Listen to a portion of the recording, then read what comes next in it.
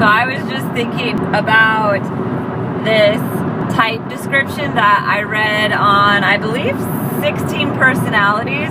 As you may know, I don't really do socionics, but I always get a kick out of reading the type descriptions by Beskova and whoever else does I think there's one other one that does type descriptions too. I've always loved the one for the ENTP female. They call ENTP Don Quixote. Then the girl is the female Don Quixote. And it's not all true.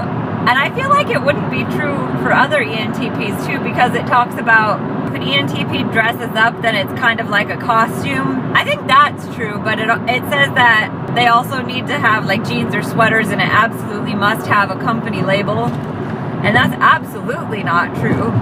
I've never really been like that. And as far as I know, that's an NT thing. I think all NTs don't necessarily view material goods. I think they view it in a similar way, which is that it's not super important. I think NTs often can be minimalists too. That didn't really go. There was a couple things that didn't go, but that was one of them. But also it says ENTP female can often be a workaholic, which was the case for me when I was in corporate America and I was getting really good and I was trying to like prove that I could do it. Part of it was that it's a challenge, and part of it was that I was like trying to like bust through a glass ceiling, disrupt the status quo. That the industry that I was in didn't have very many females in the kind of positions that I was in. So it was a challenge, and it was like upsetting the status quo, and it was trying to pave a way for other women. So that did turn me into a workaholic, like a totally like, tunnel vision, killing myself for the cause kind of a thing. It wasn't for the money though. It was to do something that I wasn't supposed to be good at.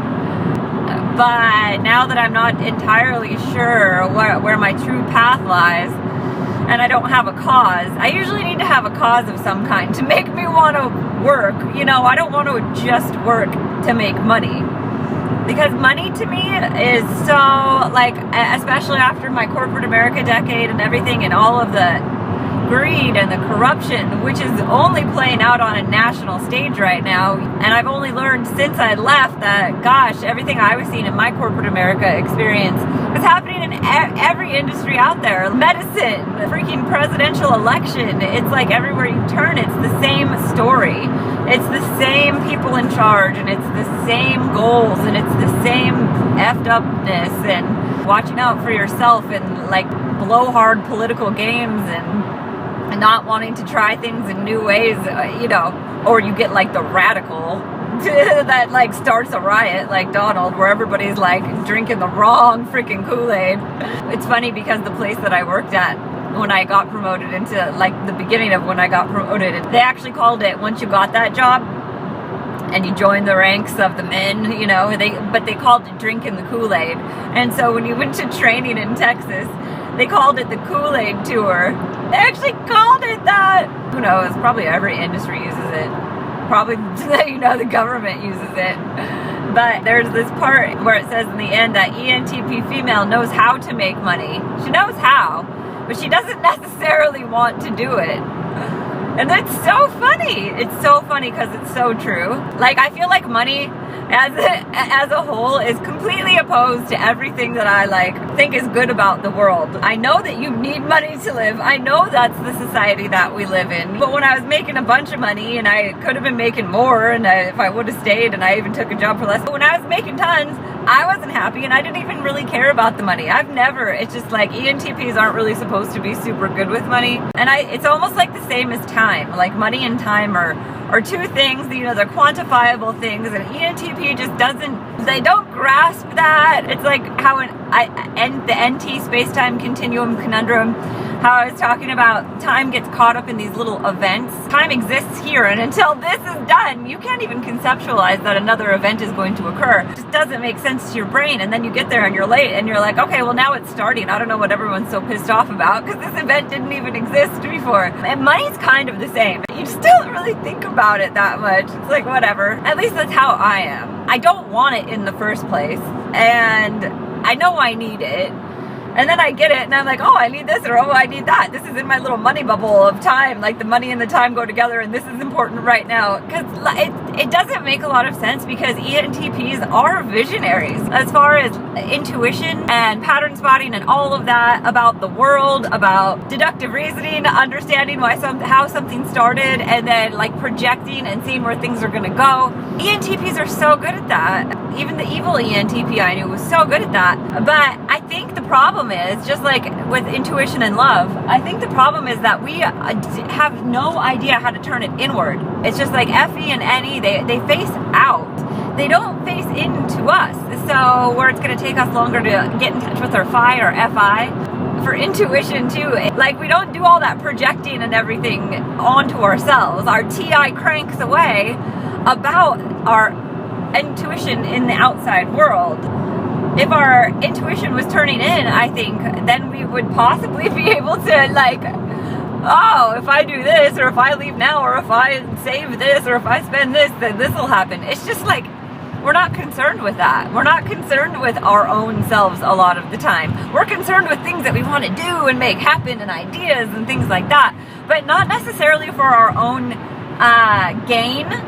You know, maybe it's just making something really awesome, or being the one to think of a new solution, but it always has to do with something else. It doesn't have to do with our own lives. And a lot of the time, this is the messed up part, a lot of the time we actually very well know probably 70 ways to solve our own problems, but we just don't want to do it.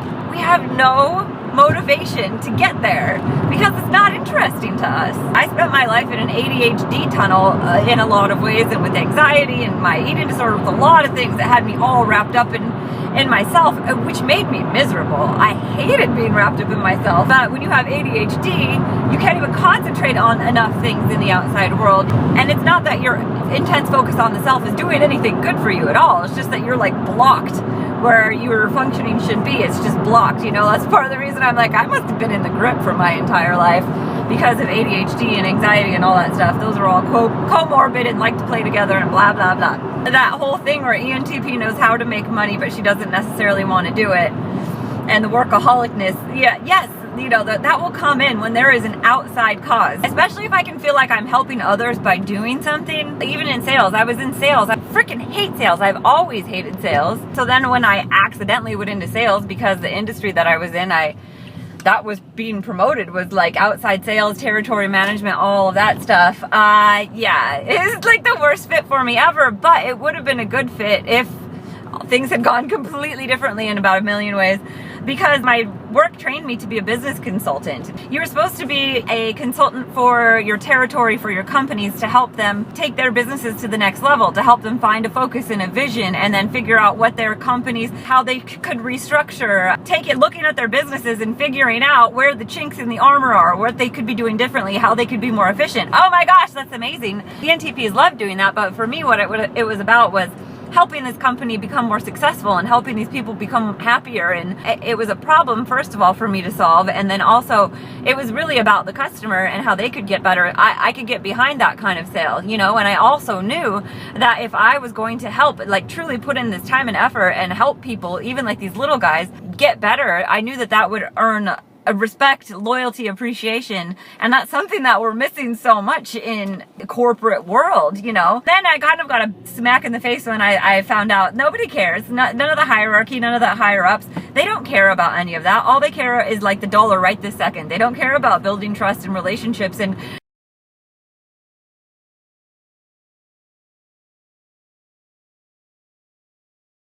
what am I even talking about now? Well, I found out that nobody really gave a shit about making companies better or establishing loyal connections or any of that. Point being, the only way I could have done sales was to approach it from this people angle, this people perspective, something outside of myself. I need to find some kind of a cause so that I can make money. And I don't even like making money because of causes. Like my YouTube channel, I would like tried out the monetization, but like I don't want my content to be influenced by money. YouTube for me is a way to connect with people, and it's a way to be authentic, and it's a way to not be censored, and it's a way to, you know, just say whatever I want to say because I want to say it and because I think it might like be helpful or interesting for some people. But if I was to monetize, because I noticed when I had the monetization on, and then I didn't even know how you could tell what was like popular or not. And then I think I found it once, and then I remember thinking, oh, maybe I should do more on this topic, or people don't like this one, and then I was like, this is messed up. You know, this isn't about expressing and connecting if I'm starting to think like in money terms. And what I hate about the world is that everybody thinks in money terms. Also, I feel like a lot of the reason I make videos is because I really do want to help people. I want to help people to understand themselves, understand others,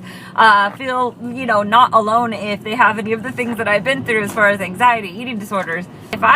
If that's my real goal, then I don't want to make money off of that. It just feels wrong to me. Something about monetizing makes it feel, eventually it would turn into something that wasn't about just what I want it to be about. And that wraps it all back around to ENTP knows how to make money, but she doesn't necessarily want to. Because I do. I know a ton of things right now where I could make a bunch of money if I really, and I need it. I totally do. Like, I took my year off grid, but it's just, I hate it. I hate money. I hate everything I've seen that money has done. I don't have a cause to make money. And then on top of it, if I have a good cause, then I don't want to make money. It's like insane. Like, my head is crazy. I know, and it might make sense, but that doesn't mean it's going to bring me any success in the world today. Because you need money to function in society and all these things, blah, blah, blah, blah, blah. I think I'll get there. I just haven't yet.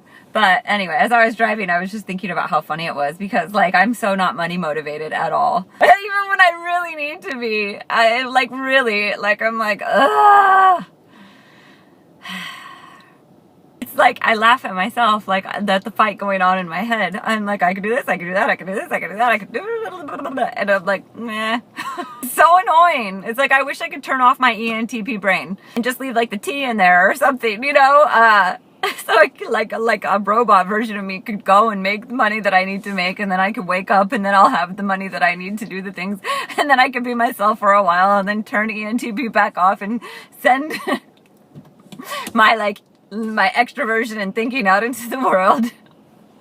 And on top of it, I hate commercials. It was so awesome when things like Netflix came out for when I actually can sit down and watch TV because I'm checked out of the world or something. So if I hate commercials and ads, why would I want somebody else to have to watch ads and commercials to watch whatever the heck it is I have to say? Then that thought pattern leads me to everybody's always selling something and advertising something, and that like takes me to the whole like greed and corruption of society just thinking about it, which in turn leads me back to crossing my arms and just remaining on my sidewalk on the outside of society, wanting to find a way to like make like the least amount of money possible but still be able to get by, or find a way to just not have to make money and get by, so that I'm not in danger of being infected by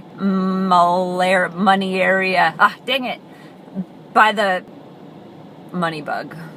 And then I get pissed at myself for even like being able to be swayed by like views and things like this. Like how easy it is. It's just so easy. It's so easy to like be like, oh, this video got a lot of views and this one didn't. Oh, maybe I shouldn't do videos on that, and maybe I should do more on this. But then it's like, because then you're not being who you are. You're not being authentic to yourself. Then you are pandering or catering to the interests of the outside world, which is good, I guess, if that's what your motivation is, or if that's what you're about, or if whatever. If that's what you're in it to do, to try to figure out what people like and then to, cater to that. But then for me, coming to where I am at the moment especially, I'm like, that's not who I want to be. I don't want to be swayed. I don't want to be swayed by money in any way. I don't want there to be a money filter on my mouth or on my thoughts. So then here I am just like, I'm never going to join society. I'm never going to rejoin society again. It's just so annoying. It's so annoying how money will get in and like insert itself as a filter, and then it will change everything that you do. It's fascinating how instantly it can change. Just like me not even knowing you could monetize videos. I had no idea. And so then I was like, oh sure, we'll try it. And then I tried it, and then I forgot about it for a long time. And then I went back and looked, and then I was like, oh, this one made, a couple more cents or whatever. And then I was like, oh, maybe, like, just hearing that voice in my head just disgusted me. So I went through and I unmonetized everything. And then I felt a lot better. I did. I was so relieved. I think I left the monetization on a piano video of mine, and I think a couple of my Wild America movies, because first of all, it was funny. I thought it was funny. You know, somebody, if I could make money off of somebody watching me try to plunk out piano after 20 years and filming praying mantises, that was funny to me. And secondly, that didn't feel wrong to me for some reason. It just didn't. Maybe because it's funny and it's more of a joke. So since it's a joke, if I made like $5, I wouldn't feel bad. Or like inauthentic. But if I'm talking about things where like my goal is to connect with people, then I do.